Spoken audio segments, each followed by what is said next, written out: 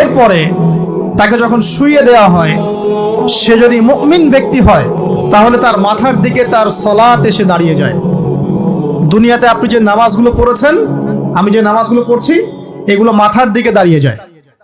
ডান দিকে চলে আসে তার সওম মানে কি? রোজা।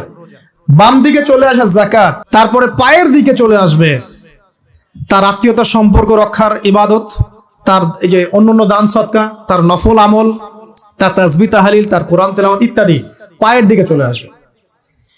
এখানে একটা হাদিস এসেছে, সূরাতুল মুলক যে ব্যক্তি রাতের বেলা তেলাওয়াত করবে, কোন সূরা ভাই?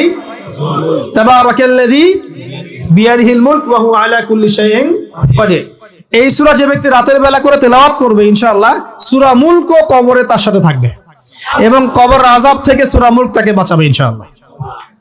আমি বুঝাচ্ছি যে কি অবস্থাটা হবে। এবার দুজন ফেরেশতা মাথার দিক থেকে আসবেন, আসতে চাইবেন, সালাত বলবে এখান দিয়ে আসা যাবে না, এদিক দিয়ে আসা যাবে না। ডান দিক দিয়ে আসতে চাইবেন, এদিক দিয়ে আসা যাবে না। বাম দিক দিয়ে আসতে চাইবেন, যাকাত বলবে এদিক দিয়ে আসা যাবে না। পায়ের দিক দিয়ে আসতে চাইবেন, আমলগুলো বলবে এদিক দিয়ে আসা যাবে না। তখন যাই হোক তারা আসবেন। এটা কথা কি? এটা কথাটা হচ্ছে যে সালাতের গুরুত্ব, মানে সে সালাত আদায় করেছে, সে আমার হক আদায় করেছে, আমি তার পক্ষে আছি, এটা পক্ষে বোঝাচ্ছে। রোজা বলবে আমি ওর পক্ষে আছি, তাকে আপনি কোনো শাস্তি দিবেন না, আমি তার পক্ষে আছি। আপনারা দুজন তাকে শাস্তি দিবেন না, আমি যাকাত তার পক্ষে আছি, এটা পক্ষে থাকার কথা।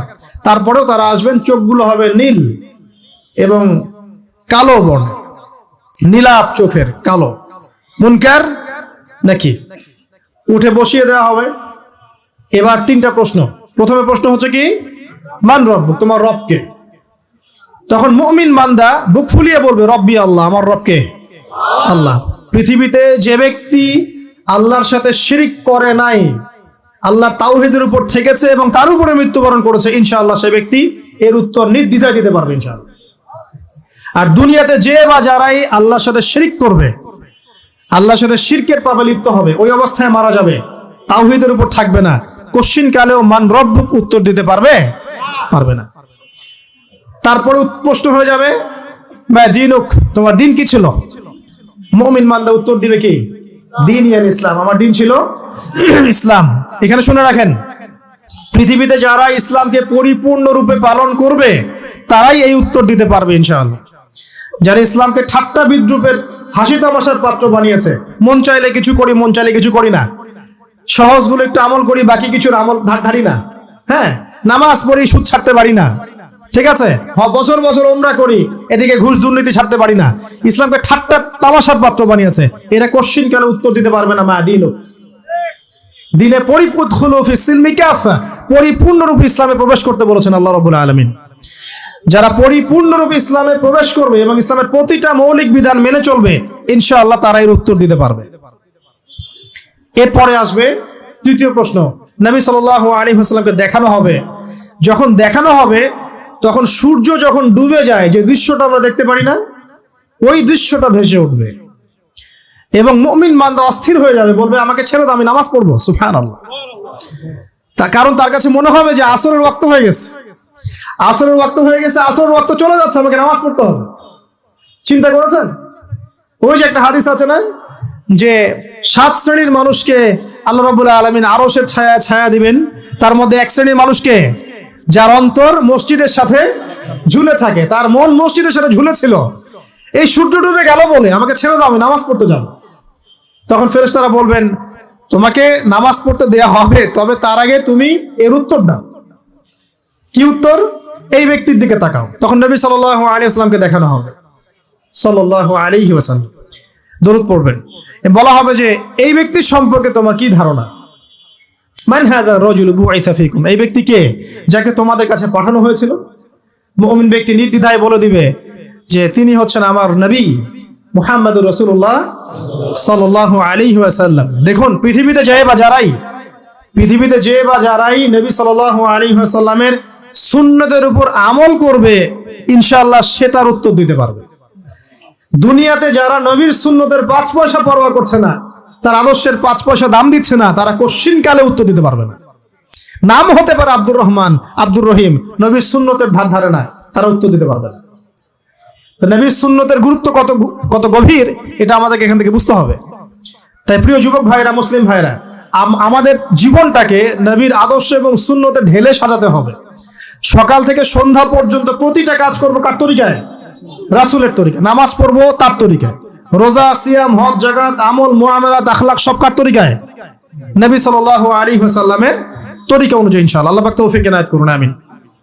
এবার ফেরেশতা দুইজন জিজ্ঞাসা করবেন অবাক হয়ে যে তুমি কিভাবে এটা জানলে, তুমি কিভাবে এই তিনটা প্রশ্নের উত্তর দিতে পারলে? কারণ বেশিরভাগ মানুষ তো উত্তর দিতে পারবে না, বেশিরভাগ মানুষই এই উত্তর দিতে পারবে না। কারণ কিয়ামতের মাঠে 1999 জন মানুষ জাহান্নামে যাবে, নাউজুবিল্লাহ। তো এটা কঠিন পরীক্ষা। আল্লাহ রাসূল সাল্লাল্লাহু আলাইহি ওয়াসাল্লাম বলেছেন যে নিশ্চয়ই তোমাদেরকে এখানে পরীক্ষায় ফেলা হবে, আর তোমরা যদি এই পরীক্ষা জেনে তোমাদের মৃতদেরকে দাফন করা থেকে বিরত না থাকতে, তাহলে আমি তোমাদেরকে শুনিয়ে দিতাম কবরে কেমন পরীক্ষা হয়। মানে যদি আমরা শুনতে পারতাম যে কবরে কেমন পরীক্ষা হয়, আমরা ভয়ে আমাদের মৃতদেরকে দাফন পর্যন্ত করতাম না। এটা নবীজি বলছেন সাল্লাল্লাহু আলাইহি ওয়াসাল্লাম। তাকে জিজ্ঞাসা করা হবে যে তুমি কিভাবে জানলে এটা? বেশিরভাগ মানুষ তো পারে না উত্তর দিতে। তখন সেই ব্যক্তি বলে বসবে, সেই ব্যক্তি বলবে যে করাতু কিতাব আল্লাহ, আমি আল্লাহর কিতাব এই কোরআন পড়েছি।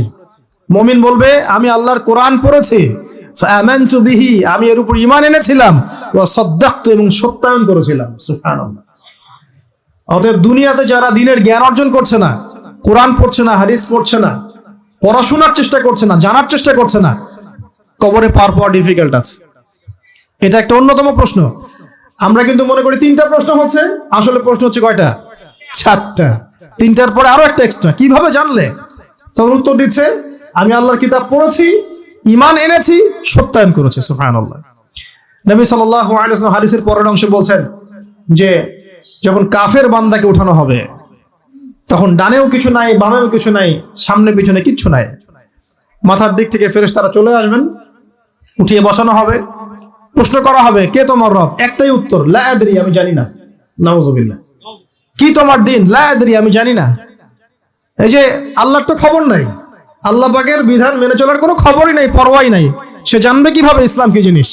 সে জানবে কিভাবে আল্লাহ কি জিনিস? ও তো আল্লাহকে চিনেই না। দিব্যি বলে বেড়াচ্ছে মহাবিশ্ব সৃষ্টি হয়েছে বিগ ব্যাং থেকে, আল্লাহ বলে কেউ নাই। মানুষ সৃষ্টি হয়েছে বান্দর থেকে, নাউজুবিল্লাহ। ওই যে ডারউইনের মতবাদ, কি থিওরি অফ এভলিউশন নাকি? হ্যাঁ, তাই তো মনে হয়। অনেকদিন আগে পড়ছি ভাই, ভুলে গেছি এগুলো। তো যাই হোক, মানুষ তো আল্লাহকে চিনছে না। এখনো মানুষ মনে করছে যে আল্লাহ বলতে কেউ নাই, এবং এই মুক্ত চিন্তার নামে, বাক স্বাধীনতার নামে নাস্তিকতার যে চর্চাটা বেড়েছে বাংলায়, এটা আশঙ্কাজনক। বড় বড় বিশ্ববিদ্যালয় থেকে পড়ে আসছে, অনেক সময় দেখলাম বড় বিশ্ববিদ্যালয়ের প্রফেসর, সে বলছে যে মহাবিশ্ব বিগ ব্যাং দিয়ে সৃষ্টি হয়েছে, সৃষ্টিকর্তা নাই এখানে কোনো। তো মুসলিম বিজ্ঞানীর একটা কথা বলতেন যে মানুষ বিজ্ঞান সম্পর্কে অল্প জানলে নাস্তিক হয়ে যায়, আর অনেক গভীর জ্ঞান অর্জন করলে আল্লাহর কাছে আত্মসমর্পণ করে। খেয়াল করে দেখবেন, ডক্টর, ইঞ্জিনিয়ার যারা বড় বড় লেভেলে চলে গেছেন, অনেক সিনিয়র, তারা কিন্তু বেশিরভাগ নামাজি দেখবেন, নামাজ পড়ে, দান সদকা করে, সমাজ কল্যাণমূলক কাজ করে। তারা কিন্তু রোগীর সেবা করতে গেলেও বলে যে নামাজ পড়িয়েন, রোজা রাখিয়েন, তারা কিন্তু বলে। অনেক ডক্টর আমি দেখেছি এমন, যারা যত বেশি গবেষণা করে তারা তত বেশি আস্তিক হয়ে যায়, আর টুটাফাটা গবেষণা করলে নাস্তিক হয়ে যাবেন। কত প্রশ্ন, ইসলামের এটা কেন, ওইটা কেন, ইসলামে বহুবিবাহ কেন, হ্যাঁ, ইসলামে কি পর্দার বিধান কেন, তারপর ইসলামে এত রেস্ট্রিকশনস, এত বাইন্ডিংস কেন, হ্যাঁ, স্বাধীনতা নাই কেন, কত প্রশ্ন। ইসলামের এগেইনস্টে কত তীর এখন ছোড়া হচ্ছে। তো এই ব্যক্তি কেমন করে উত্তর দিবে যে মাহদিনুক, তোমার দিন কি? আল্লাহর দিকে কত প্রশ্ন ছোড়া হচ্ছে, কত শিরকের পাপ আমরা করছি, অনেক সময় মুসলিম হয়েও শিরকের পাপ করছি। কিভাবে উত্তর দিবে? মান রব্ব। 3 নাম্বার প্রশ্ন যখন করা হবে, এই ব্যক্তিকে দেখো দেখি, সে বলবে যে আমি জানি না এই ব্যক্তিকে, তবে শুনেছিলাম, মানুষের মুখে শুনেছিলাম, মানুষ যা বলতো আমি তাই বলতাম। মানে সে রাসূল সাল্লাল্লাহু আলাইহি ওয়াসাল্লামের নাম শুনেছিল হয়তোবা, কিন্তু তার সুন্নত বা আদর্শ কখনো মেনে চলে নাই, পারলো না। এবার জান্নাতি ব্যক্তি হলে কি হতো, ওই যে সূর্য ডুবছিল যেখানে, তার দৃষ্টির সীমা পর্যন্ত কবরকে প্রশস্ত করে দেয়া হতো এবং জান্নাতের একটা দরজা তার কবরে খুলে দেয়া হতো। এটা কিভাবে করা হবে সেটা আল্লাহ পাক জানেন, এটার ব্যাখ্যা করার জ্ঞান আল্লাহ আমাদেরকে দেন নাই। যেই মানুষের ক্ষুদ্র জ্ঞানে মানুষ ব্যাকটেরিয়া ভাইরাস নিয়ে গবেষণা করতে হিমশিম খেয়ে যায়, সে মহাবিশ্বের স্রষ্টা নিয়ে কিভাবে গবেষণা করবে? আল্লাহ পাকের অসীম জ্ঞানের সামনে আমার জ্ঞান কি? খুবই ক্ষুদ্র। একটা হাদিসে এসেছে বুখারী শরীফের মধ্যে, যে একটা মহাসমুদ্রের মধ্যে যদি একটা পাখি এক ফোঁটা পানি উঠিয়ে নিয়ে যায়, ওই এক ফোঁটা পানি হচ্ছে মহাবিশ্বের জ্ঞান, আর বাকি পুরো মহাসাগর হচ্ছে আল্লাহ পাকের জ্ঞান। তো আমরা এই ক্ষুদ্র জ্ঞানের মানুষ হয়ে আল্লাহর জ্ঞানকে কেমন করে পেনিট্রেট করতে পারি? তো আল্লাহ পাক জান্নাতের দরজাগুলো খুলে দিবেন, একটা দরজা খুলে দিবেন, সেখান থেকে বাতাস আসবে, সে জান্নাতের নাজ নিয়ামত উপভোগ করতে থাকবে এবং তার রূহটাকে সবুজ রঙের পাখির আকৃতিতে জান্নাতে রেখে দেওয়া হবে। ইল্লিন মানে ওখানে জান্নাতের নিয়ামত সে পাবে। এটাকে বলা হয় দারুল বারজাখ, বারজাখের জীবন। জীবন অনেকগুলো, একটা ছিল রুহের জগৎ। রুহের জগতে আমরা সবাই ছিলাম। শোনেন, রুহের জগতে যার সাথে যার বন্ধুত্ব ভালোবাসা গভীর ছিল, দুনিয়াতে তার সাথে তার ভালোবাসা বেশি। এটা হয়তো জানেন না, জানতেন হাদিসটা? রুহের জগতে যদি কখনো আপনার সাথে আমার দেখা হয়ে থাকে, দুনিয়াতে আপনার সাথে আমার দেখা হবে ইনশাআল্লাহ। রুহের জগতে যদি আপনার আমার মধ্যে ঘনিষ্ঠ ভালোবাসা থেকে থাকে, এখানেও ভালোবাসা হয়ে যাবে ইনশাআল্লাহ। এটা বলে আমি আবার তোমাদের বয়ফ্রেন্ড গার্লফ্রেন্ড ভালোবাসা বুঝাই নাই, ওই ভালোবাসার কথা বলি নাই। আবার রুহের জগতে বিদ্বেষ, এখানেও দেখবেন বিদ্বেষ। ওটা একটা জগৎ ছিল যেখানে আল্লাহ পাক সমস্ত আদম সন্তানকে সৃষ্টি করে তাদের রূহটাকে রেখেছিলেন এবং ওয়াদা নিয়েছেন। কি ওয়াদা? আল্লাহ পাক বলেছিলেন আলাস্তু বিরাব্বিকুম, সূরা আরাফের 182 নম্বর আয়াত পড়ে দেখবেন, 182 নম্বর আয়াত। আল্লাহ পাক বলেছিলেন যে আমি ওয়াদা নিয়েছিলাম, আলাস্তু বিরাব্বিকুম, আমি কি তোমাদের রব নই? আমরা সবাই বলেছিলাম বালা ইয়া রব্বি, অবশ্যই আপনি আমাদের রব। দুনিয়াতে এসে আমরা ভুলে গেছি। এই ভুলে যাওয়াটা মনে করায় দেওয়ার জন্যই আল্লাহ পাক আসমানি কিতাব নাজিল করেন, নবী রাসূল পাঠান, আমাদের কান পর্যন্ত ইসলামের দাওয়াত পৌঁছে দেন, যাতে আমরা মনে করতে পারি। এবার আসেন রুহের জগতের পর আসলাম এই যে দুনিয়ার জগৎ, দারুদ দুনিয়া। দুনিয়ার মধ্যে আছি হয়তো 50, 60, 70, 100 বছর হাইয়েস্ট। এরপর যাবে দারুল বারজাখ, বারজাখের জগৎ। পাপী ব্যক্তি হলে জাহান্নামের দরজা খুলে দেওয়া হবে আর জাহান্নামের সে আযাব ভোগ করতে থাকবে, এবং পুণ্যবান ব্যক্তি হলে জান্নাতের দরজা খুলে দেওয়া হবে এবং এর নাজ নেয়ামত সে ভোগ করতে থাকবে। তখন তাকে বলা হবে এটা জান্নাতের সেই জায়গা যেখানে তুমি থাকবে। এটা দেখার সাথে সাথে, শোনার সাথে সাথে তার যে খুশি উৎফুল্লতা আরো অনেক বেড়ে যাবে এবং সে কি করবে জানেন? সে পৃথিবীতে ফিরে আসতে চাইবে। সে বলবে আমাকে আমার পরিবার বর্গকে জানাতে দেন, আমাকে আমার পরিবার বর্গকে জানাতে দেন যে আমি ভালো আছি। তখন ফেরেশতারা তাকে বলবেন যে এটা সম্ভব না, তোমার এবং তাদের মাঝে দারুল বারজাখ আছে, তুমি এটা ভেদ করে যেতে পারবে না। তখন তার আত্মাটাকে ইল্লিনে দেওয়া হবে, একটা সবুজ পাখির আকৃতিতে জান্নাতে ঘুরে বেড়াবে ইনশাআল্লাহ। আর যদি জাহান্নামী হয় তাহলে যে বললাম দরজা খুলে যাবে, জাহান্নামের মর্মান্তিক আযাব তার দিকে আসতে থাকবে। কবর সংকুচিত হয়ে আসবে এমন ভাবে যাতে তার বাম পাজর ডান পাজরের ভিতরে এইভাবে ঢুকে যাবে, নাউযুবিল্লাহ। এবং এই আযাব চলতে থাকবে ইলা ইয়াউমি ইউবআসুন, পুনরুত্থানের দিন পর্যন্ত। এখন এই যে হাদিসটা আপনারা শুনলেন, এই হাদিসটা ব্যক্তি কেন্দ্রিক নয় কি? এখানে তিনটা বিষয় আপনাকে ফোকাস করতে হবে আমাদেরকে। এক, তাওহীদ, আল্লাহ পাকের তাওহীদ। দুই, রিসালাত, রাসূলুল্লাহ সাল্লাল্লাহু আলাইহি ওয়াসাল্লামের রিসালাত। এবং আখিরাত, পরকাল। এই তিনটা বিষয় খুব স্বল্প কথায় বলছি। দেখুন, তাওহীদ কি? আল্লাহ পাকের একত্ববাদ। এক আল্লাহকে আপনি সৃষ্টিকর্তা মানবেন, রিজিক দাতা মানবেন, পালন কর্তা মানবেন, সন্তান দাতা, ভালো মন্দের মালিক, সমস্ত কিছুর মালিক কে? আল্লাহ। আল্লাহ আল্লাহ আমাকে বাঁচিয়ে রেখেছেন, আল্লাহ আমাকে মৃত্যু দিবেন, আল্লাহ আমাকে রিজিক দেন, আল্লাহ আমাকে সন্তান দিবেন, আল্লাহ আমার ভালোর মালিক, আল্লাহ মন্দের মালিক, আল্লাহ সমস্ত কিছুর মালিক। এই কনসেপ্ট পরিষ্কার থাকবে, লা ইলাহা ইল্লাল্লাহ পরিষ্কার থাকবে। সমস্ত বিষয় কার পক্ষ থেকে? আল্লাহর পক্ষ থেকে। এই তাওহীদ, শর্ট সংক্ষিপ্ত কথায় বললাম তাওহীদ। এর মধ্যে তিনটা ক্লাসিফিকেশন আছে: রুবুবিয়্যাত, উলুহিয়্যাত, আসমা ও সিফাত। এটা আপনারা কিতাবুত তাওহীদ বই থেকে পড়ে নিন। সংক্ষেপে বলে দেই, রুবুবিয়াত আল্লাহ পাকের সমস্ত বিষয়গুলো তার দিকে সম্বন্ধ করা, সৃষ্টিকর্তা, পালনকর্তা, রিজিক দাতা সবকে আল্লাহ। উলুহিয়াত কি? দুনিয়াতে এসেছি আল্লাহ পাকেরই দাসত্ব করতে হবে, অন্য কারো দাসত্ব চলবে না, তাওহীদ উলুহিয়াত। আসমা ও সিফাত কি? আসমা সিফাত মানে হচ্ছে আল্লাহ পাকের নাম গুণাবলীগুলো আছে, আল্লাহ পাক রহমান, আল্লাহ পাক রহিম, আল্লাহ পাক রাজ্জাক, হ্যাঁ, আল্লাহ পাক গফুর, আল্লাহ পাক শদীদুল ইকাব, সমস্ত গুণাবলী কার? আল্লাহ। এই হলো আসমা ও সিফাত। আল্লাহ পাক যেমন, আল্লাহ পাক তেমন, আল্লাহ পাক নিজের মতো, কারোর সাথে তুলনীয় নন। ওয়াল্লাহু আহাদ, একক। আল্লাহুস সামাদ, তিনি অমুখাপেক্ষী। লাম ইয়ালিদ ওয়া লাম ইউলাদ, তিনি জন্ম দেননি, জন্মিতও নন। ওয়া লাম ইয়াকুল লাহু কুফুয়ান আহাদ, তার সমতুল্য আর কিছুই নাই। আল্লাহ থেকে সবকিছু হয়, এটাই হলো তাওহীদ। এখন এর অপোজিশন কি? শিরক। তাওহীদের বিরুদ্ধে গেলে কি হয়ে যাবে? শিরক। কেউ যদি মনে করে যে আল্লাহ ছাড়া কেউ আমাকে জীবন দিতে পারে, আল্লাহ ছাড়া কেউ আমাকে মারতে পারে, আল্লাহ ছাড়া কেউ আমাকে রিজিক দিতে পারে, অথবা আল্লাহ ছাড়া কেউ সন্তান দিতে পারে, আল্লাহ ছাড়া অন্য কারো কাছে কেউ যদি দোয়া করে, আল্লাহ ছাড়া অন্য কারো জন্য নজর মানত করে, আল্লাহ ছাড়া অন্য কারো নামে কসম খায়, আল্লাহর হালালকে হারাম করে দেয়, আল্লাহর হারামকে হালাল করে নেয়, ঠিক আছে? আল্লাহ থেকে শুভ অশুভ আসে না, শুভ আল্লাহর পক্ষ থেকে আসে, অশুভ শয়তানের পক্ষ থেকে আসে, এমনও যদি কেউ মনে করে, শুভ অশুভ দুটোই আল্লাহর পক্ষ থেকে আসে, কিন্তু কেউ যদি মনে করে না শুভগুলো আল্লাহর পক্ষ থেকে, অশুভগুলো শয়তানের পক্ষ থেকে, এমনও যদি মনে করে, শিরক হয়ে যাবে। মুসলিমরা চলাফেরায় শিরক করছে। এখন মুসলিমরা আল্লাহ ছাড়া অন্য কারো কাছে চাচ্ছে, মুসলিমরা অনেকে কবরে সিজদা করছে, মুসলিমরা অনেকেই মৃত মানুষের কাছে দোয়া করছে, হাতে বালা পরে আছেন, খোলেন না। কেন খোলেন না? ভয়ে যদি আপনার ক্ষতি হয়, শিরক।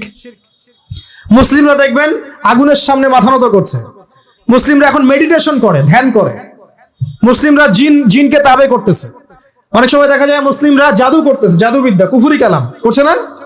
করছে। সবই শিরক, সবই শিরক।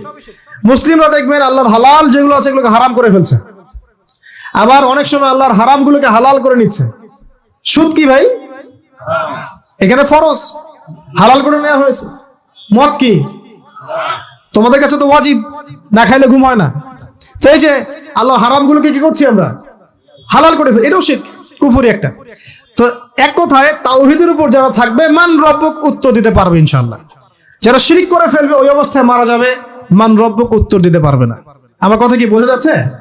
আমি সহজ করার চেষ্টা করছি, কিন্তু হয়তো পারছি না, এটা আমার ব্যর্থতা। এক কথায় যদি আমরা কবরের প্রথম প্রশ্নের উত্তর দিতে চাই, তাহলে আমাদেরকে অবশ্যই তাওহীদের উপর থাকতে হবে, শিরকে যাওয়া যাবে না। প্রিয় ভাইরা, শিরকের পাপ থেকে আজকে তওবা করে ফেলবেন। আল্লাহ জেনে না জেনে জীবনে যত শিরক করেছে আল্লাহ মাফ করে দাও, আমিন। এবং আগামী দিনগুলোতে শিরকের পাপে লিপ্ত হয় না। প্রিয় ভাইরা, যদি আপনার আমলনামায় আসমান জমিন সমানও পাপ থাকে, শিরকের পাপটুকু না থাকে, আল্লাহ পাক আপনার পুরো পাপ মাফ করতে পারবেন ইনশাআল্লাহ।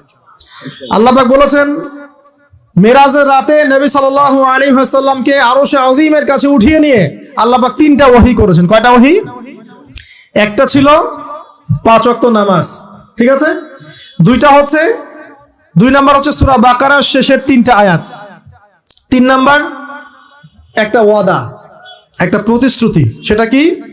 হে মুহাম্মদ সাল্লাল্লাহু আলাইহি ওয়াসাল্লাম, তোমার উম্মতের মধ্যে কেউ যদি আসমান জমিন সমান পাপ নিয়ে আমার সামনে হাজির হয়, কিন্তু আমার সাথে কাউকে শরীক না করে, শিরক না করে, তাহলে আমি আল্লাহ তার সামনে আসমান জমিন সমান ক্ষমা নিয়ে হাজির হব, মানে মাফ করে দেওয়া হবে ইনশাআল্লাহ। অতএব শিরকের পাপে যায় না, ইনশাআল্লাহ জান্নাতে যাওয়া যাবে। যে ব্যক্তি মন থেকে একবার লা ইলাহা ইল্লাল্লাহ পড়েছে, সমস্ত বিষয় আল্লাহর দিকে সুপর্দ করে, তার অন্যান্য অনেক পাপ থাকতে পারে, আল্লাহ পাক চাইলে সব পাপ মাফ করতে পারেন। অতএব মান রব্বুক উত্তর দিতে চাইলে শিরকের পাপে যাওয়া যাবে? যাবে না। আধুনিক শিরকের মধ্যে সবচেয়ে ভয়ঙ্করটা হচ্ছে এটা, যে আমরা আল্লাহর হালালকে হারাম করে নিচ্ছি। দ্বীনি ইলম অর্জন আল্লাহর জন্য, প্রতিটা কাজের করার আগে নিয়াত ফিক্স করবেন, কেন করব? পরকালীন স্বার্থ থাকলে করব, না হলে করব না। কেন তুমি টিকটকে যাবা না? কারণ পরকালীন কোনো স্বার্থ নাই। কেন তুমি ফ্রি মিক্সিং অ্যাফেয়ার্সে যাবা না? কারণ পরকালীন কোনো স্বার্থ নাই। কেন মদ খাবা না? পরকালীন কোনো স্বার্থ নাই। কেন মিউজিকে যাচ্ছ না? কারণ পরকালীন কোনো স্বার্থ নাই। কেন তুমি এই যে সুদ খাবা না? কারণ পরকালীন কোনো স্বার্থ নাই। যে কাজে পরকালীন কোনো স্বার্থ নাই, সে কাজে কোনো মুমিন মুসলিম নাই।